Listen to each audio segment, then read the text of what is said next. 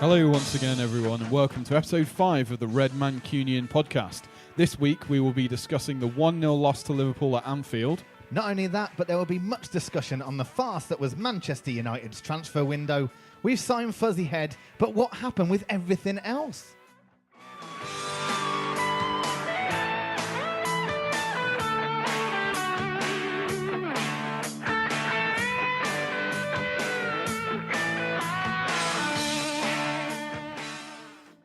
So, boys, episode 5.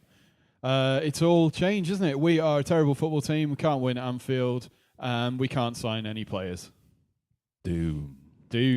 Nick, that was the voice of Nick. You're back this week. Good to have you back in the studio. Good to be back. Tomo, you're with us again. Yeah, what you're all moaning about. This is basically my perfect week. It's doom.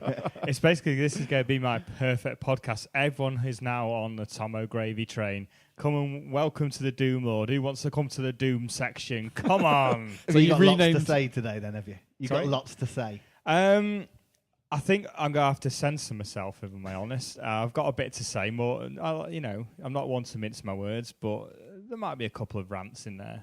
So you've renamed the Grumpy section the Doom section, have you? I think the Doom section for this week, just a bit of a rebrand for going back to school, etc. But yes, it's going to be the moody section. I'm still going to be there. Still being grumpy and moody. Come along. Good stuff. Well, this week we're going to be discussing the Liverpool game, the 1-0 loss at Anfield, as well as the transfer window and also talking about Fellaini. So it's lots to talk about this show. Yeah, none of it really good. Nah. That's a bit harsh on Marouane already. Oh, yeah, actually, I take it back. I think he's an all right signing. More of that later. Yeah, so without further ado, let's get on to talk about the shameful performance that was United versus Liverpool. The RedMancunian podcast with Sam, Craig, Andy and Nick. Enjoy the show. Yep, Liverpool, we lost 1-0. What more to say? Liverpool didn't have many chances. We had loads of chances, but we didn't show up. Loads? Well, we did create quite a few chances. Not many clear cut though. 4 shots on goal, was it not? Was it more? I thought it was 4. If I'm honest, and my notes, because I am a professional, my words, I put 1. I don't know why we're all sounding so down, because there's nothing much different in that Anfield performance than most Anfield performances. Another meek collapse at Anfield. However, the second half, we were actually played okay, better than them. But the problem was, and this is what I said, neither goalkeeper, apart from Nani's shot and Mignolet pushed away. And De Gea off Sterling right at the end. And that's because we were chasing the game. Basically, neither teams, for me, created anything. And to be honest, it was a proper ball game. It was a terrible performance from us, though. We couldn't even, for the most part, our players couldn't even find their own men. Well, not only that, United star man Robin van Persie, he didn't have the best of games. He looked like he was playing for Arsenal. Movement. He looked angry. He looked grumpy. I know that he's come out and said that article about him being unhappy is rubbish and he loves David Moyes. But you're right. Last season, we never saw that Van Persie. Do you know what it reminded me of? Rude in those couple of years when we played him right up front on his own, and he was so isolated and he was basically working on his own. He was a one-man team. He carried us for a while. He looked a bit like that. He looked like he was just getting really annoyed at the lack of service. He was so isolated that no one was really getting in around him. Obviously, we were without Rooney and Kagawa wasn't playing. They're the 2 obvious ones who'd get close to him. But I think that will come. I mean, you could see the difference when Hernandez came on. Yeah, I was up with him. That's when we really did come into the game. Nani as well. Yeah, Nani movement. And congratulations on a 5-year contract. Yeah, it's good news. The 5-year contract, many thought he was going to go, but I'd like to ask, do you think he would have had that 5-year contract if Ferguson was still in charge? Because Ferguson didn't like Nani, did he? It seems unlikely. He seemed to be being frozen out, didn't he? We'd have probably sold him if a good offer had come in any time over the last 2 years. But I think that's probably the issue, that the good offer hasn't come in. So, there were rumours of him leaving for like 8 million, weren't they? That's crazy when you think of he can do something. What he can actually do on his day. He's our most talented winger by a country mile in terms of pure talent. The application so now isn't it always comes there. to the point of, okay, well, let's sign him up to a new 5-year contract. And any club that, say he has a barnstorming season, and he sets the world on fire on the right wing. Someone wants to come in for him next summer, then, it's going to cost the earth. I've seen a few people kicking off about us giving him a new deal, but worst case scenario, he has a really bad season again. We sell him for a low price that he'd have gone for this summer anyway, or he would have gone for free if he hadn't signed the new deal. This is the thing, isn't it? I mean, and it brings us on to the transfers, which we'll get into later. But the money the club are paying him is not our money as fans. You know, like if you think, right, my season ticket's £700 a season, right? So if I paid my season ticket for 300 years, that's probably 1 week of Wayne Rooney's wages. Yeah. So the money that the club spend on transfers, on wages, it's not the fans' money. It's stuff coming from sponsorships and TV deals and stuff. So why does everyone get so irate about it? Yeah, completely agree. You know, well, I presume we'll come on to that much later on anyway. Going back to Liverpool, it just looked like the team wasn't up for the game. It's probably 2 weeks' wages, actually. I've just done the calculation. Anyway, I actually would have Nani in the team now. Because let's say, one thing I'd say about Valencia, I think we've all discussed that to death in a pub. Everyone's kind of talked about that. But for me, seeing what happened in the second half, I'd have Valencia right back over Jones, because I just think Jones offers us nothing at the moment at right back. And Ashley Young was Ashley Young. So you'd have Nani and you'd probably have Zaha, wouldn't you? And I tell you what, that would be exciting on those wings. There'd be no tracking back, but Jesus, it'd be It's good. Interesting, isn't it? That like Zaha, The best pre-season. he was all set to set the world on fire. We all said it looks like he played himself into the starting 11 through pre-season. Now where's he gone? Moyes seems to really like his wingers. Obviously, he wants them to be incredibly diligent tracking back, and I guess that's the thing with Zaha. He's very much an attacking winger who's not really used to that side. He had a free reign at Palace to do what he wanted almost. So well, that's the same goes for the game on Sunday. He had a choice between Kagawa and Nani to put on the bench, and he chose Nani. But some people say Kagawa wasn't fully fit. This, that, the other. Even if he wasn't, why was Butner on the bench? That baffles me, especially as he's linked with the move. And also, why isn't Fabio getting on the bench when he can cover both fullback positions? And when Fabio's and he's better than fit. Butner. Don't get it at all. I mean, unless Kagawa's actually unable to play football for some reason that we don't know, it completely baffles me as why he wasn't there part of that game. I do think some people are very reactive. Like Danny Taylor's article pointed out that they're managing him really closely because he's been away with Japan, and he's sort of had a really weird, stilted pre-season where we brought him back just to be like a marketing campaign. Exactly, yeah. And then that set him back even further. So I do think there's a lot in that, but it does surprise me he wasn't on the bench. And he's gone off to Japan to play this week, hasn't he? So we can't be that off the pace. Who are Japan playing? They're playing it's like Guantanamo or something like that. Guatemala? Yeah, close. Maybe. Probably not think about the one's a concentration camp. Yeah, one's a concentration camp. I don't think Guantanamo Bay have got a mean machine style football team yet. Playing orange, lovely orange kit. True. But I mean, you got 5 minutes off from that waterboarding. Come and have some shooting practice. I think. I mean, I've actually got one thing I will say to talk about, because I think Liverpool were there for the taking, even though this is their year. But a little theory here. It's not a major Tomo theory, but did you see what Sky did? It was quite naughty because I couldn't get a ticket for this one, and so I didn't actually go. And I sat there, and Everett got injured. And once again, he gets booed for being racially abused. Well done, Liverpool. But he gets injured. He's coming off, and the Sky cleverly, well, not cleverly, controversially, pans to Suarez. And you just know they were waiting for Luis Suarez to say something. And so then he can start saying evil smile, something like that. And all you saw was his missus, the one who got accosted in the Trafford Centre by those kids, if you remember. That was one of the reasons you wanted to leave England or go to Arsenal. She was just muttering something. And you just thought, Sky, you want to create something here. You want to create a bit of controversy. Wrong. Really wrong. But anyway, that's that. So at the end of it, though, going back to the Liverpool game, disappointing performance. We scored 4 goals this season, and we've created chances. Well, tried to create chances. Chelsea and Liverpool. What more to say? Coming up, we got Palace. Well, if you want to look for the other side of the coin, I suppose we should try and provide some balance. We're terrible at Anfield every single season anyway. Yeah, I mean, it's not as if it was, a surprise. There's been a few people sort of using it as a stick to bash Moyes, who've clearly got an agenda there. Yeah. When what was no different to the performances under Fergie for the last 6 or 7 years at Anfield. Like we've won, I think, one of the last 7 there, lost 6. Yeah, so it wasn't unexpected. That's a sad thing in a way. I wasn't absolutely devastated by a defeat at Anfield because you kind of almost expect it these days. I was honestly hoping to see something a bit different But he didn't seem to get that before the game. He was saying, everyone said Chelsea was the biggest game, so I'll see how big a game it is. I was thinking, you're not actually getting how big this game is, and I'm not going to start bashing him yet. You can't, because I think there is an agenda. I think there's a press agenda. I think some fans you're going to see is going to get no room for the manoeuvre. But it's just part of me. Sometimes you hear his interviews, he does sound overawed. There's just sometimes you're just thinking. Well, he came out after the game, didn't he? And he was saying that it was a really good performance, the best we played under him. He was perfectly happy with the performance, just the result. And a lot of people have compared it with how Roy Hodgson used to talk when he was at Liverpool and completely out of his depth. And poor Roy, he couldn't get a seat, could he? James Corden was there. I think that there's two sides to Moyes post-match, though, because he has to come out and he has to be positive, because there's no alternative for him PR-wise. He can't go there and say, we were a terrible team.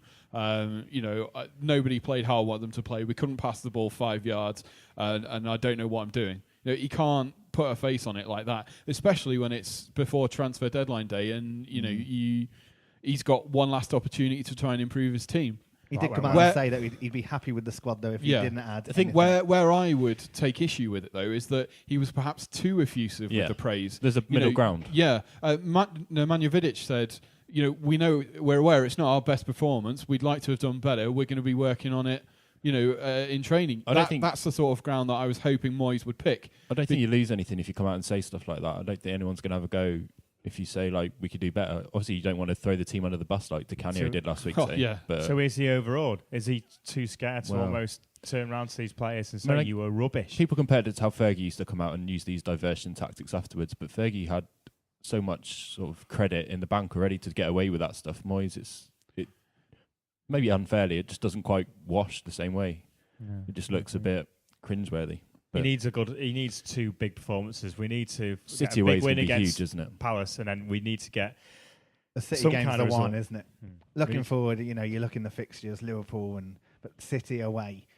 I mean, if we go in like we did at Liverpool to City away, another poor one there. Then it'll be exactly how we go into every game away against City again. They have struggled. They've started badly. I know. We all know City season ticket holders, and I was chatting to one. They were saying until Negredo, I know he came at half time, but until he came on against Hull, they were awful. Yeah, didn't create much, did they? And obviously they were good against Newcastle. Don't get me wrong, but we beat Swansea 4-1. But then obviously Cardiff away, we know what happened then. So they are struggling as well. But I think you can see with City, there just seems a calmness there. And we seem, and we'll come on to transfer in a minute. But we seem like the new City. It's like we seem that team that it's we've gone from 3 months of being the champions of England, the club in England, everything about it, to this I don't know, just this. Well, I think the thing is, right, obviously your impression of how well a club is doing is built up on a number of things. It's results, it's the PR that you're getting from the club, and it's also fan reaction. And we're seeing that the result wasn't ideal, although we can live with that because we lose to them every year. The PR coming out of the club is faintly unbelievable because it's so disingenuous. Gary Cook-esque. Yes, it is. And the fans are sitting there thinking, okay, well, we lost this game. We were overrun in midfield. Carrick didn't play well. Not bashing him, but players will have good games, players will have bad games. He didn't exert influence on that game enough. And then we've had a disastrous transfer window. So, everything is beginning to build up to having some momentum behind the story that things at United are not all as tranquil as perhaps they would like to project them being. And that was always going to be the case to an extent. But the club aren't helping themselves with certain things they're doing. I think there's no smoke without fire. So I'll give you an example. City, right, under Mancini, no matter, they won trophies, but every few weeks a story came out. Something happened on the pitch. Fights in training. So since the two guys from Barcelona, I keep mentioning, don't they? Sam, you'll start doing your banks of 6. But since they came in, and since Ferran and Cheeky. Yeah, and since Pellegrini came in, there is a calmness there. I tell you what, one thing that I think is probably worth mentioning that we haven't touched on before is that, yes, people can say that United have a new manager and City have a new manager and so there's parallels there. But if you look at the structure at City, then Chiki Bergistan, Bergistan, anyway, he's the one that's actually been in a sort of director of football kind of role, and he was the one signing players before they even got Pellegrini in. It's now his squad to mould, and therefore him being around for 18 months before this transfer window, he's had a clear time to identify what he wanted to get in and out. See Gareth Barry's gone and they've shipped off Scott Sinclair and so on. There's someone there with an overarching strategy for that team. At United, that doesn't exist. We've got Woodward, who just seems entirely clueless, and Moyes, who's been chucked in at the deep end, only had from the 1st of July to actually meet the players. So is that a nice link into the next section then, Craig? Yeah, that does, Andy. That brings us on to the next subject, which is the transfer window. The Manchester United podcast by RedMancunian.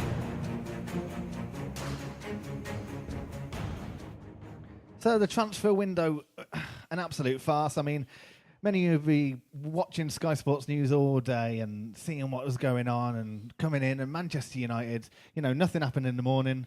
Moyes arrives to train and that's it. Nothing happened in the afternoon. Very little happened in the evening. Until 10:59. Yeah. There are so many things wrong with this that I've got a massive list here, and I'm not even sure where to start. I think we've all made scary amount of notes on this. Yeah, just to run about. I tell you what, right? In three podcasts ago, I think I sat there and I said, if Woodward and Moyes have a plan, and it pans out before the end of the transfer window, then more power to them. Well done.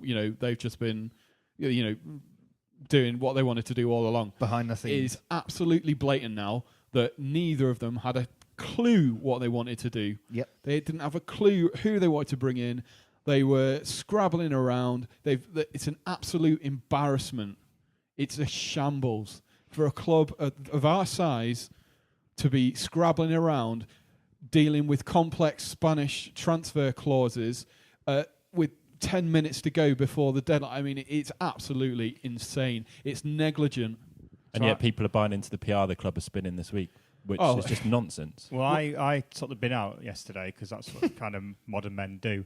And my bin bag split. It was one of those nightmares, And I just went, I've done a Woodward. And that's what now, whenever I do something wrong or mess up royally, because there was chicken everywhere from weeks ago, I just went, oh. And that's when you do something wrong, that's it, you've done a Woodward. Because I think, echoing what you, Sam, said, he had an absolute mare, and I'm sorry he did. And you're right, Nick. No one should from start to finish.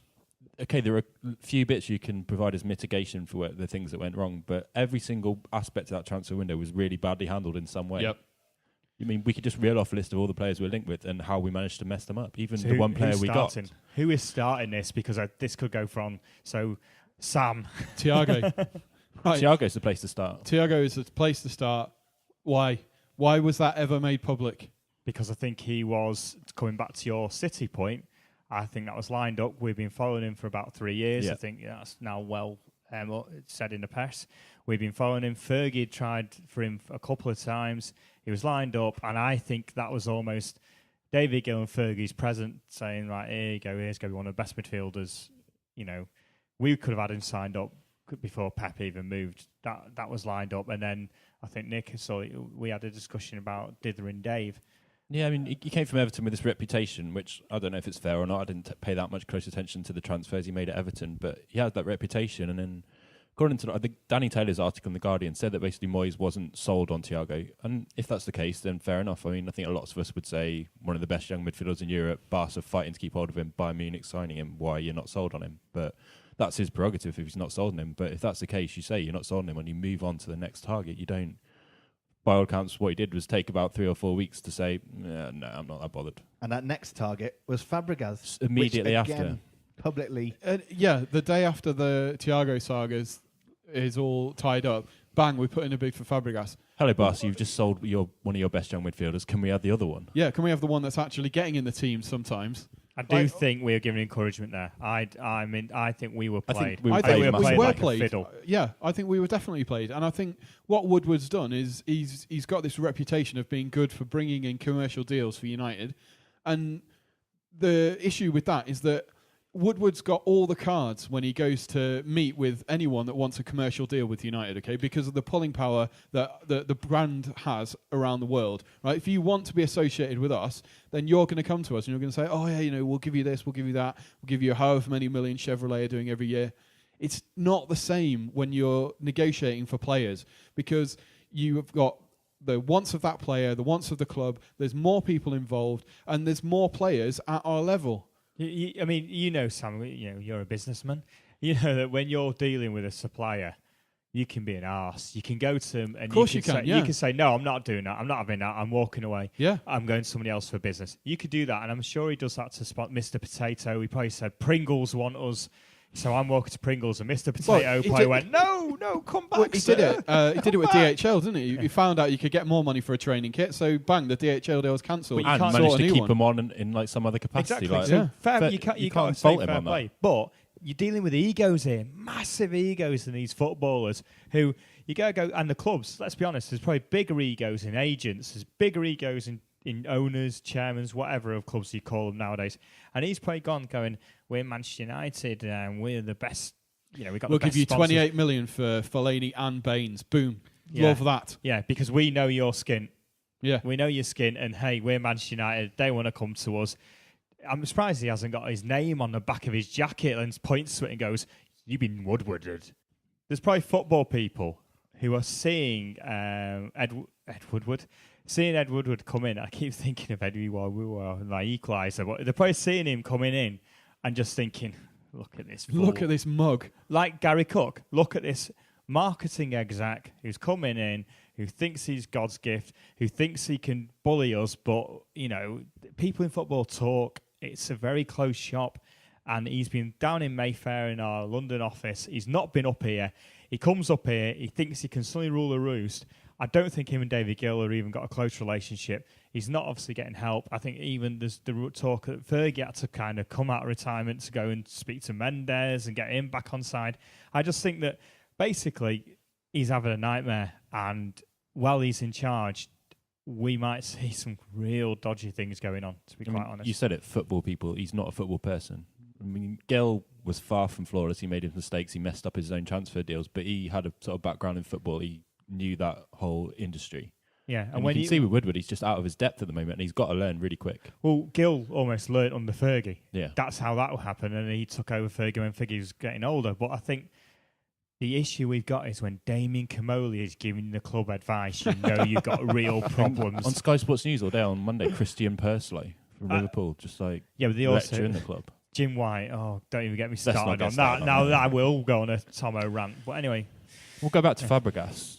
That, for me, was the single biggest mess of the summer because it dragged on for, a month. We put in two bids in the end, was it confirmed? Yeah. But both of them were ridiculous bids. They were never going to sell for that, even if there was a chance of them selling. We were just wasting our time. We got he's played come out so today easily. and said that, I never wanted Manchester United, or, almost saying, I never led them on, or, And I don't really buy that. He's going to say that now the window's shut. Yeah. I mean, conveniently, now the window's shut, he's saying it. I'm sure he did give some encouragement, or his agents did, but it was just to strengthen his position at Barca, and that we allowed ourselves to be used like that. It just plays into what, for me, is the overwhelming narrative of the summer that's emerged, is that we pride ourselves as the self-styled biggest club in the world, and we haven't acted like it in any way, shape or form. And then we went from Fabregas then on to Baines and Fellaini. Obviously, we'll come on to talk about Fellaini later. But again, we started low with those two, didn't we? What was it, 26 million for the first Baines, we've basically employed the Mrs. Doyle style of negotiation. Like, will you take 12 million? No.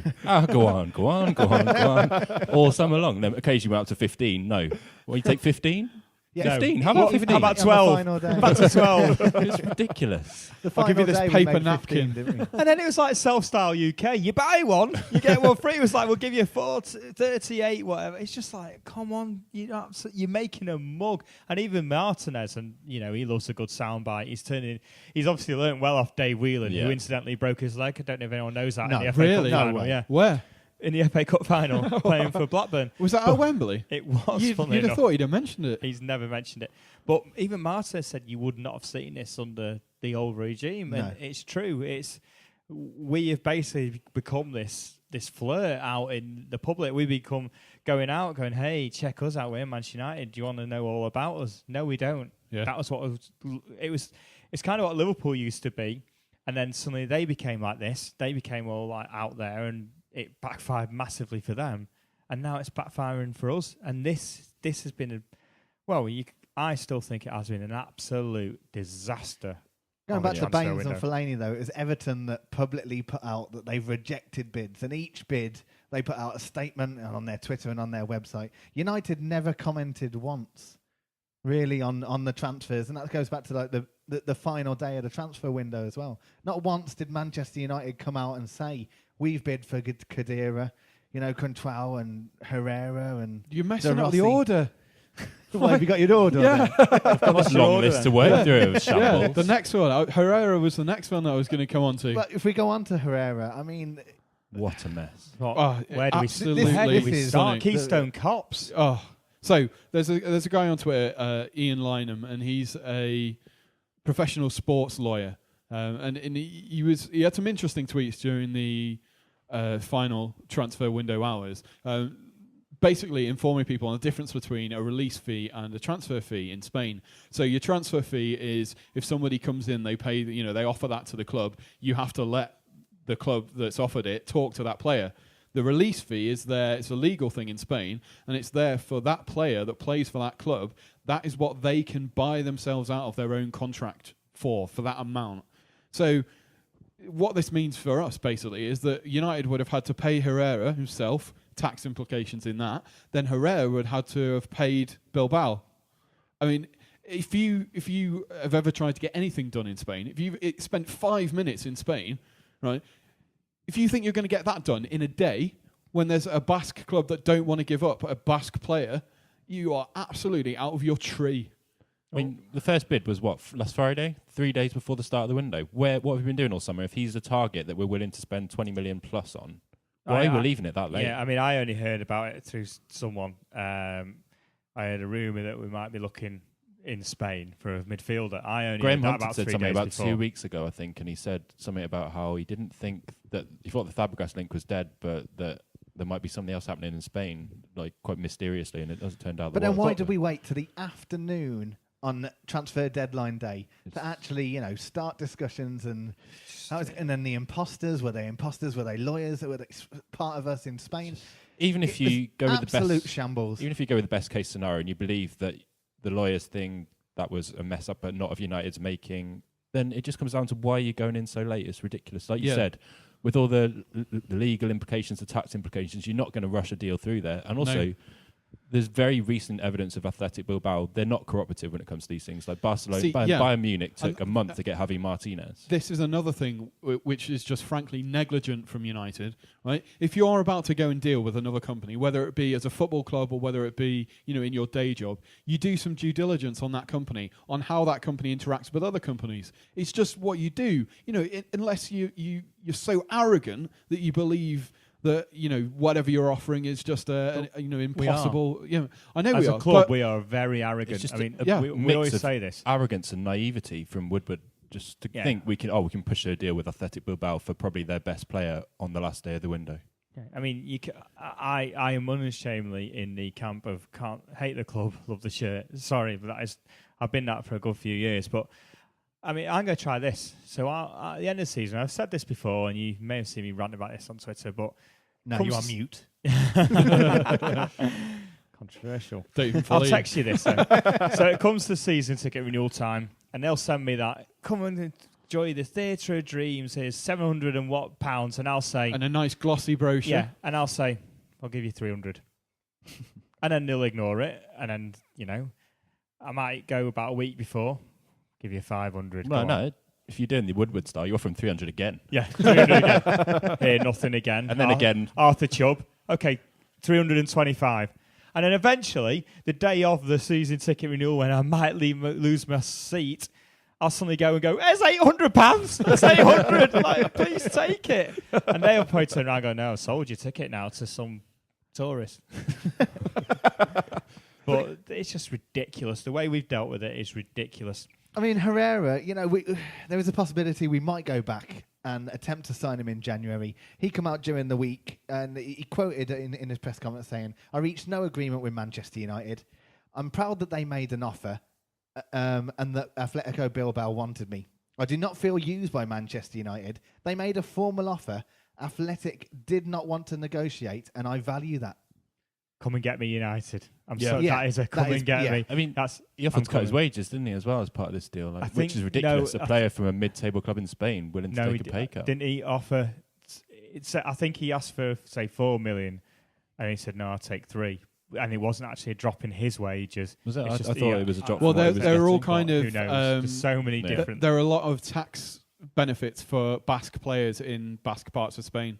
Is there? Yeah. So his contract was, I think, it was worth roughly the same, but because of his tax advantages in his home He'd country, been getting less. Yeah, he would have actually ended up taking home less money. Not that I'm particularly sad for him. I really do hope we go back in for him because he does seem desperate to join United, genuinely. I think so. And if he's still desperate to join us after the way we messed him about and after we briefed, I think it was Henry Winton, the Telegraph, a United source said that we only rated him at 20 million. He's a good player, but he's not a top player. I mean, if he's hearing that sort of thing, again, our arrogance. You shouldn't be briefing someone that. I mean, I assume it was on the record that it's because he's come out with it and because United are spinning for all their worth this week. Well, so I'm going to come on to my next rant, and I'm sorry about the decibels now, maybe. But that brings me on to my next one, because the other thing that I saw spun was it wasn't signings that was our main priority in the transfer window. It was keeping Wayne Rooney. Now, Nick, I know this is going to be close to your heart, but the abuse I have taken, right, with everyone telling me when I've been ranting that Wayne never said he wanted to leave, right? Well, you've been blind. I'm sorry, I'm saying it. You are being blind. Yep. The transfer request last time didn't work, so this was a new tactic, and that was basically to say, where do you think the papers get their info from? Yeah. Where does Stretford? Paul Stretford's got his own Exactly. login to the Mirror's website. I tell you, he'll sit there in the morning, think, how can I mess up somebody's day now? Yeah. Log on to the Mirror, write a little story. And, I mean, don't get me wrong. I'm going to support Wayne Rooney. I'll never chant his name. I haven't done since 2010, but I'll support him. If he scores, I'll stand up and applaud. But don't think for a minute, anyone, that he wanted to stay. So fair play, they got him to stay. But I only think that's because it's World Cup year, quite honestly. And they just said, you're not going. And he thinks, well, I need to get sorted. Because if he wanted to stay, he would have come out like he did when that Telegraph report came out. And he said, oh, of course, I want to stay here for the rest of my life. Yeah. He did not come out once and say he wanted to stay. And even when we applauded him, and he said, thank you, that means a lot, that reception, he didn't say, I don't know what all is, this was all just rumours. He didn't want to stay. And that's another one that was not put to bed again. And do you know what? We talked about people cheering Rooney and the nonsense that is. In that Danny Taylor Garden report as well, it was said that United spent over half their time that they could have dedicated to transfers this summer on keeping Rooney. And that's another shambles. So I'm sure there's people out there who cheered Rooney for bemoaning our transfer strategy. It's entirely ridiculous, though. Like a club of United's resources, what have they got, like 3 people that can sort transfers? Like, sort yourselves out. Get a department for this sort of thing. Like, it's unbelievable. I mean, if we come on to the rest of the cast of people that we were linked There's with. another long list to work through. So, final day, Khedira, Schneider, Contral, Ronaldo, De Rossi. Like, it's a team. It beggars belief when you sit down and you think about the error after error after error, the incompetence, the missteps, the negligence. It is stunning. One thing, €12 million bid for De Rossi. We're never going to get De Rossi for €12 million. City were after him last year. What were they, like 35? 30 million euros, I think they were talking about We're last Manchester year. United. This is the thing. They've gone in going, we're Manchester United. I mean, what I'm not getting, guys, I'll be honest with you, is what do we really think? There's a lot of anger in this room right now. I don't know if it's coming across. There's a lot of fence sitting here from the 4 of us. If this is your first podcast, it's not like this all the time. I promise. Sometimes we talk about football. But no, like Galatasaray confirming, on the day that they had a bid 2 weeks before the window ended for Sneijder again. So about 4 years too late. Yeah. We sneakily put in another bid for Sneijder. Silvio Silva will be negotiating for a work permit soon. They're all coming back. Fabrizio Romanelli. Yeah, we're waiting for Kevin Drunkle to say yes from Norwich. That's one from the 80s. No one will know that. Sorry for everyone out there, but it's one that I remember. I mean, we've all heard the analogies like that people have been throwing around, like doing all your shopping for Christmas on Christmas Eve, or being in a club and desperately trying to pull before the lights go on at 2 a.m. and stuff. And it was just ridiculous. The club just embarrassed themselves. Speak for yourself. Oh, I've done that. Have you never ended up with a hairy Belgian just After you've been desperately trying to I know a few friends in uni that would put it step up. There was a hairy Norwegian once whenever I went in Belgium. I couldn't speak Flemish, nor could I speak Norwegian. But does that bring us, well, yeah, well, the one... no, because we kept signing right-backs. I mean, this is the other thing. The one thing what we've probably got sorted for the next, hopefully, 10 years is the right-back position. Yeah. This, Raphael's always going to be first choice this season, isn't he? Raphael, all the time. I mean, he's a week away, is he, from coming back? Yeah, so he's back in training now. So Raphael is a world-class right-back. He will be, honestly, I think the best right-back in the world in the next few years, if not getting there now. Yeah. And what do? We sign 2 right-back kids. And you're just thinking, you've got a 17-year-old right-back. Nick, you'll know his name, Mr. Youth. Saidi Yanko. Thank you. Swiss. Mr. Yanko. Yeah, he can play right wing, I think. He can, yeah. But we also get that guy from Uruguay as well. Varela, yeah. Yeah. Another right back. And you're thinking, so you got a 17-year-old, 20-year-old, and 21 is... And you just... Raphael's 23. He's just 23. Turned, isn't he? But you got Fabio as well, who it seems isn't going to get a look in at left back. So you assume if he's going to get a look in, it'll be at right back, even though he seems to prefer Jones. Also, we've just sent Marnik for Mile out on loan as well. We've given him a new 3-year deal. He's a right back. So we sent a few players out on loan, haven't we? Got Powell, Bebe, Henriquez, and Vermaio and Petrucci. Bebe's gone. Yeah. Oh no! Bebe's gone too. Paco's de Ferreira. Is that a supermarket? At least there'll be lots of boxes there. The only thing I will say is that if you're signing a 17-year-old and he's a right back, that's not necessarily the position that he will end up making. It does seem that he can play all up the right way. At that level are fluid. Sam, an angry man right now. Well, it's understandable. Like, I couldn't understand the people who are coming out and trying to excuse it and who've bought the club's PR spin. It was just been a farce. Like the club are saying they're happy with how this summer has gone. They've achieved their targets. Yeah. Nonsense. Well, let's get on to Marouane Fellaini and we can discuss what we've actually spent after this. RedMancunian.com, your weekly United podcast.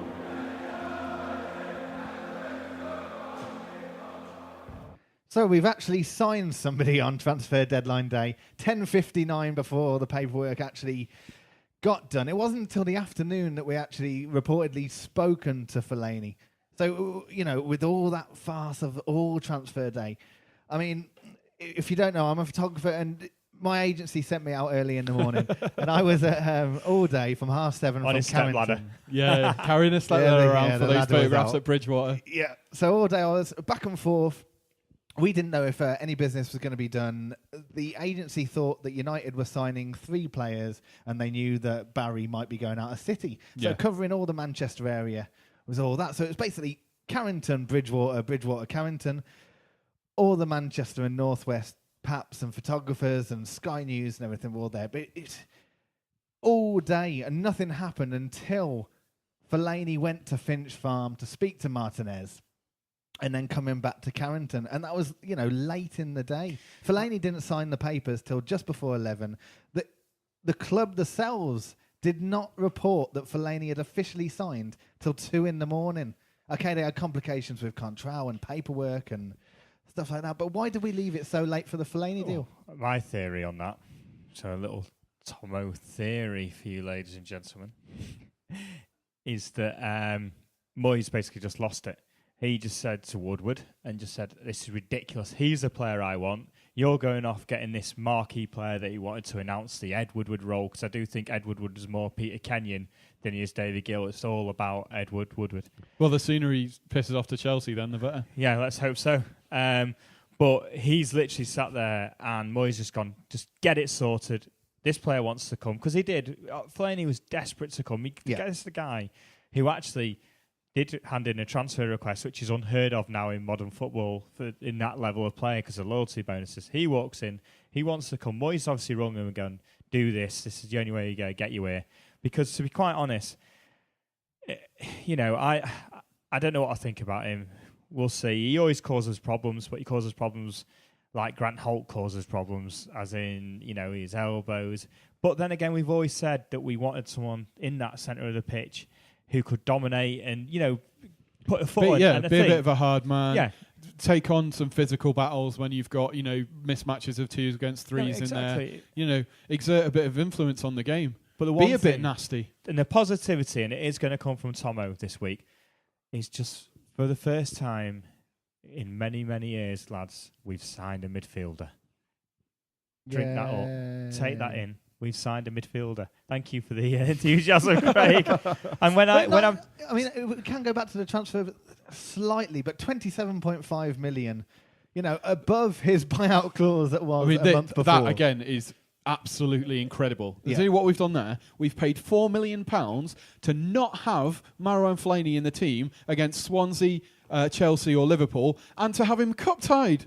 Yeah. What is this? Can you imagine that sort of incompetence in any other business? There'd be some serious repercussions for the people involved. There's not going to be here because we're still signing up tyre companies in Korea or whatever. Exactly. Yeah, I mean, and again, £4 million, it's not my money. I'm not bothered about it. I think it's funny people that do get bothered about it.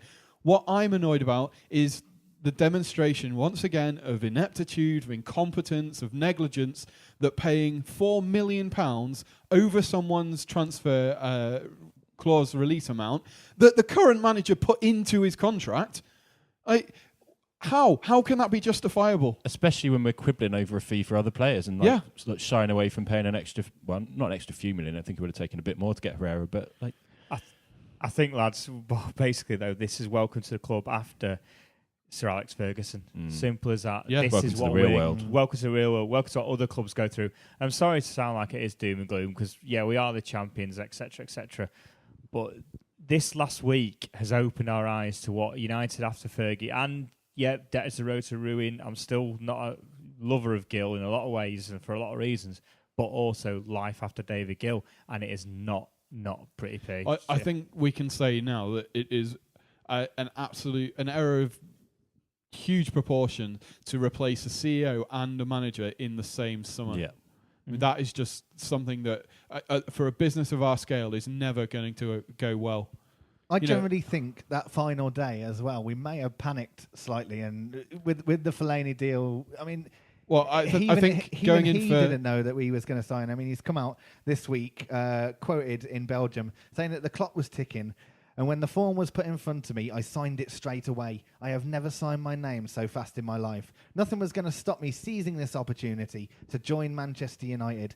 It is also true that I sacrificed some money of my Everton contract, but that didn't matter. All that counted was getting the deal done in time and realising my dream. Great, and do you know what? Fair play, and let's have some positivity.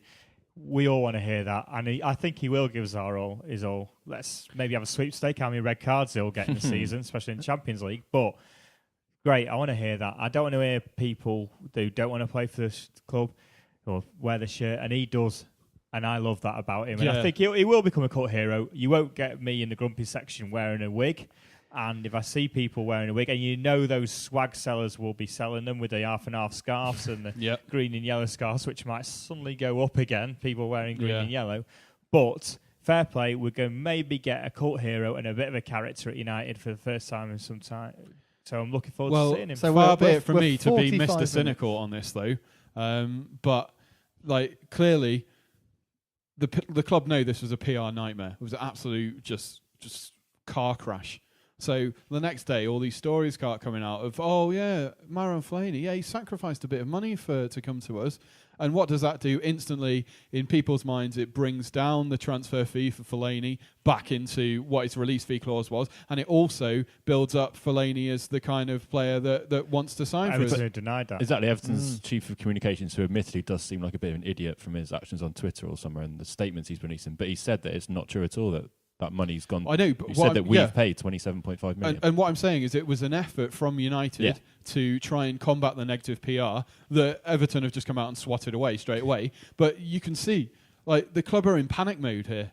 Oh, yeah. Could you imagine, though, the uproar if we'd given him the number 7 shirt? Can you imagine that? I actually think Twitter would have imploded. I think you would have, it would have actually crashed. It was close on Monday, so that would have just tipped everyone over the edge. Fellaini gets number 7, so I think that's why he got 31. So trying to be positive on it though, 27.5 million for a 25-year-old, starting alongside Carrick at Palace, you'd start him, wouldn't you? Yeah, definitely he will, because he'll go straight into the team. I said it. Him and one other in midfield. We'd have all been happy great. with that. Everyone would have said him, and a left back because we really need a left back. But no, if we'd got him and maybe a couple of others, If it'd been Fellaini and Herrera, I would have been absolutely buzzing And if we'd done that a month ago quietly, and had them bedded into the team for the start on of the season. been on a tour, then this would have been the dream start for the Woodward Moyes partnership. And was that hard to get done? I mean, he doesn't even know football, so who is advising him saying you want a marquee player? Who is saying this guy's a marquee player? This is a guy who's admitted, well, I don't really know football, but I'm enjoying, I'll go enjoy trying to learn. We keep going back, but welcome, Fellaini. That's all I can say. I'm just emotional. I think Hold me, Sam. I think it's the same. It's like Amsterdam all over again, sorry. Yeah, but I won't write a major picture screenplay. If you ever see me in a pub, ask me about Brickton. So, Fellaini. Are we happy though, Nick? In reason. You'd have been worse off if Baines come, right? Oh yeah, I was delighted that he didn't. That was the only good thing day about the transfer window for me. But not keeping Wayne. Yeah. Not fussed. The Danny Welbeck fan club says, meh. Yeah. I can't get on the whole. Oh, it's so amazing we kept hold of Wayne. What an achievement! No, I just can't get on board with that. But anyway, back to Fellaini. I think he definitely adds something to the squad in the sense that he's a very different option. He improves central midfield. I just think we've been so desperate for a central midfielder that I can't believe it's in this situation where it's still a bit underwhelming that we've got one, just because it should have been done earlier. It should have been done with someone else, and it shouldn't have been that hard to achieve. And yet it should have been cheaper. And the club are trying to sell it to us that they've achieved their targets, that this is what they set out for. And yet at the start of the summer, all we heard was, we've got unlimited budgets, we're going to go out and make a big statement, get big signings. Yeah. It's just, again, like what I said, it's not living up to their own sort of self-styled reputation of being the world's biggest club. I mean, you look at it now, the stuff other teams have spent, not just this year, but previous years. I know money isn't the be-all and end-all, but I think there are like 15 or 16 clubs in the world now have higher transfer records than us. And yet we're claiming to be the biggest club in the world. Including Arsenal, including Napoli, Zenit St. Petersburg, Lazio.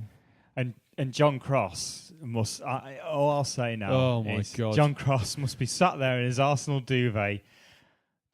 Well, I won't even use lewd language, but he must be so giddy that they signed... And yeah, he's a great player, and he's going to light up the Premiership. And I kind of wish we turned him down yet, and I went back for him allegedly. But Arsenal still needed centre forward. If Giroud gets injured, but they needed a more defensive midfield option, centre back. But I tell you what, let's cheer ourselves up by looking at other clubs. Yeah, Cazorla and Ozil will be some fun to watch. Yeah. Well, like someone said, they bought a really brilliant, incredibly beautiful oil painting for the front room when the bathroom's still in a complete state of disrepair. Oh, I like that. I like that. Have you stole that? No, I can't claim credit for that. It was a journalist on Twitter. That's very good. That's lovely, that is. It was beautifully put. Have you heard the new Arsenal chant that's going around?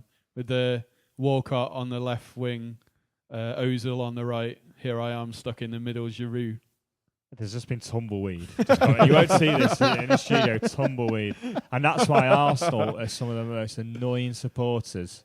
That's football. The kind of player-based chanting that I can fully get on board with.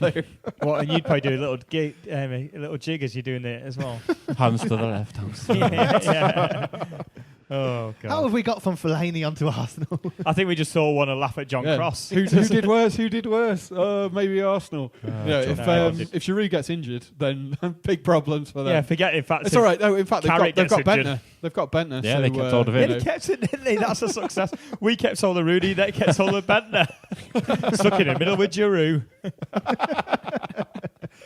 Well, on that happy note, this has been an incredibly depressing podcast. Yeah, it's been 45 minutes. I think it's been quite cathartic. I've needed this all week. I've been waiting for this. Yeah, it's been like therapy for me. This is like the Sopranos of therapy sessions. So, boys, we'll be cheerier next week. Let's hit the pub. Let's hit the pub.